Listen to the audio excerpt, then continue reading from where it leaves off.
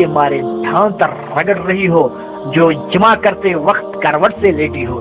لغت الحدیث صفحہ نمبر 156.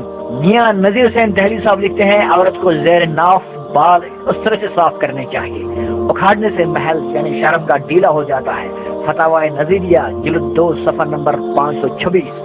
اور حافظ اللہ روبی صاحب جو فرقہ روکڑی اہل حدیث کے بانی ہیں لکھتے ہیں کہ ہم بستری کی بہترین صورت یہ ہے کہ عورت چٹ لیٹی ہو اور مرد اوپر ہو اور عورت کی رانیں اٹھا کر بہت سی چھیڑ چھاڑ کے بعد جب عورت کی آنکھوں کی رنگت بدل جائے اور اس کی طبیعت میں کمال جوش آ جائے اور مرد کو اپنی جانب کھینچے اس وقت دخول کرے. اس سے مرد عورت کا پانی اکٹھے نکل کر عموماً حمل قرار پاتا ہے.